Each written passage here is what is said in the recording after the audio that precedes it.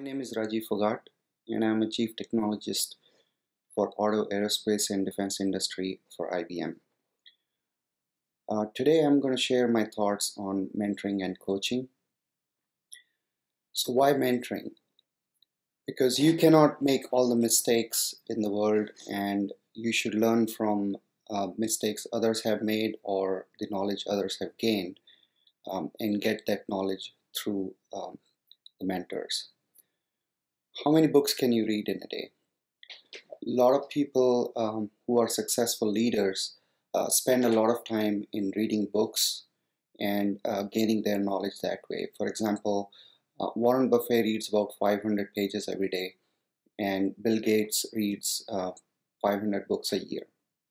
That's a lot of reading, and based on the nature of your job, you may not have as much time to read so much. So how do you gain all that knowledge which is written in books by different people? The easy answer is mentoring. And through mentoring, you can gain all that knowledge which may have been buried in those thousands of pages. Now, there are two words which are used. One is mentoring, other is coaching. What is the difference between the two?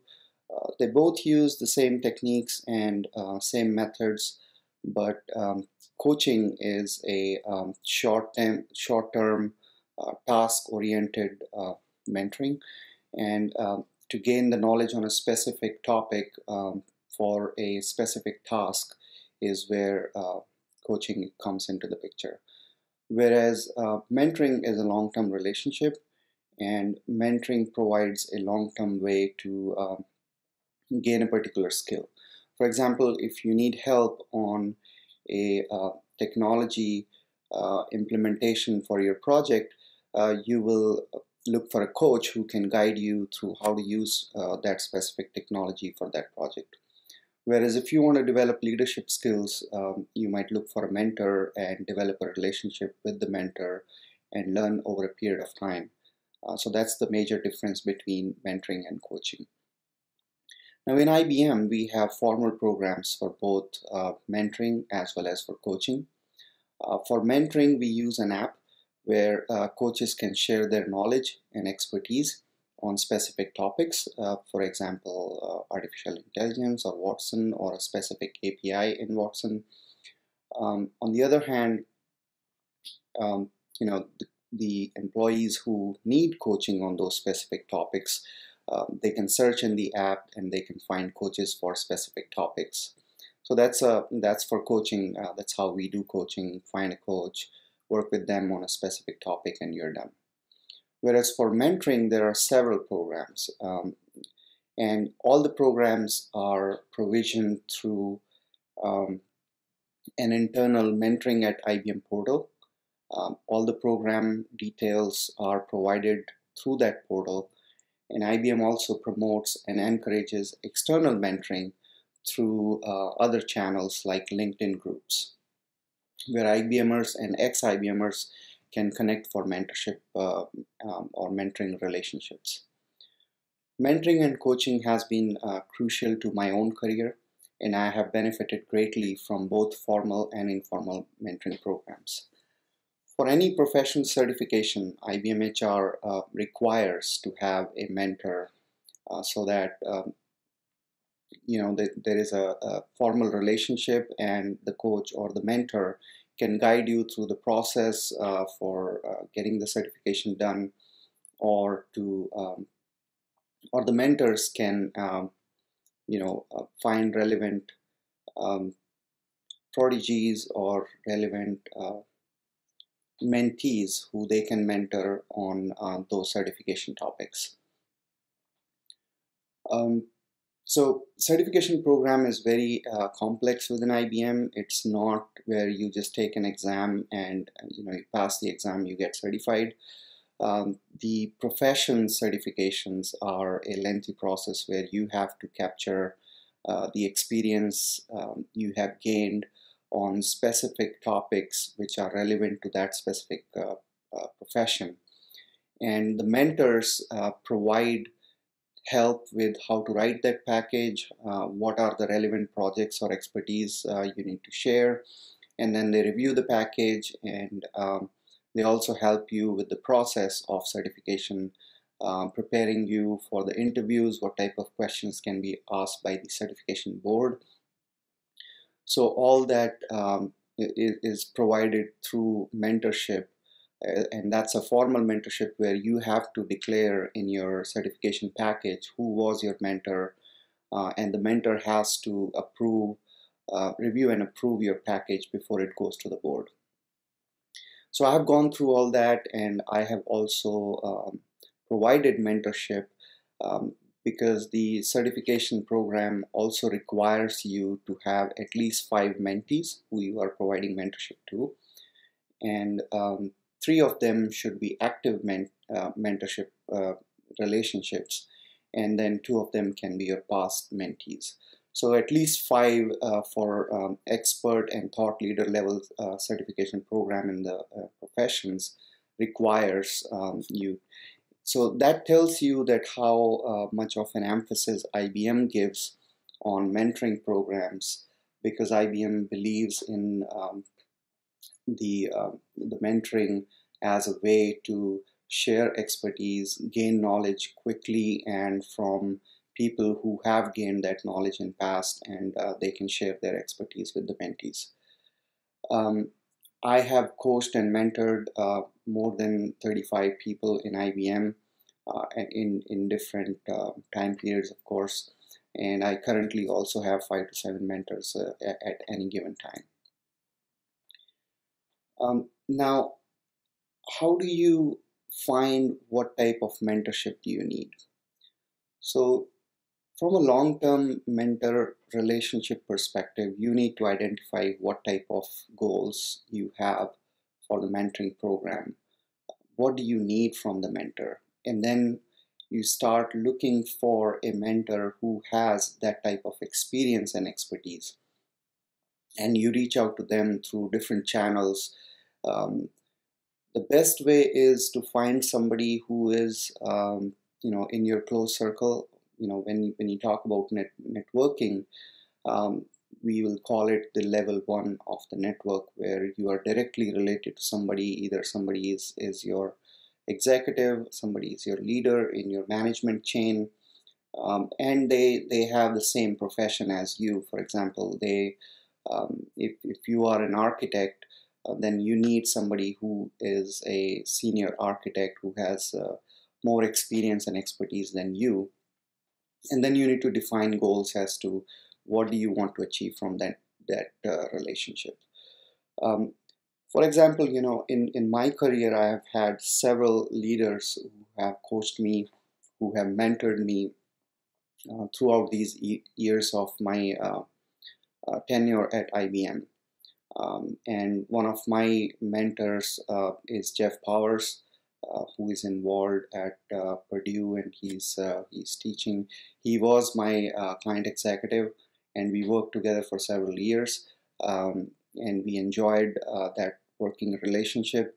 And that's how you develop the bond between 2 people. And he has coached me and mentored me on leadership, on selling, on various aspects of life also. So that's a long-term relationship which I still carry, even though he is now retired from IBM. So that is just one example, but I have had several mentors, and I always have more than one mentor at any given point of time, for different goals, of course. Some of the goals may be more technical, some of the goals may be more leadership styles, um, and normal management, general management type of skills. So based on personal experience, I want to share some tips with you as to how to make your mentoring more successful.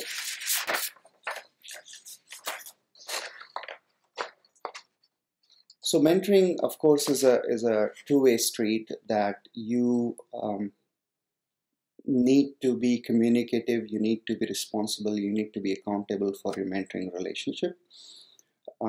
Both the parties should be equally interested in the relationship. It's not that only you are interested, but the other person may not have equal level of interest, so it is not going to work that way. However, in general, the mentees or proteges need to initiate the communication as a seeker, that you need guidance and mentorship from the mentor. So you need to reach out to the mentors and you need to show your enthusiasm, your interest in getting mentoring from them. And then, as I said, enthusiasm and passion is something which you need to demonstrate to the mentor, that you are eager to learn, you have a passion on the topic on which you need their guidance and mentorship, so that they are constantly interested in mentoring you, and they are seeing that you are actually taking interest and making sure that you are doing what they are telling you to do. So in order to demonstrate that you are doing what you are learning from them, you need to document what did you learn, what actions did you take, how did you apply what you learned from the mentors. So you need to document that, and you need to uh, you know uh, constantly share that documentation with the mentors, so that they know that you are diligently um, taking all the steps needed, and you are learning from that relationship, so that they are also interested in that relationship for long term.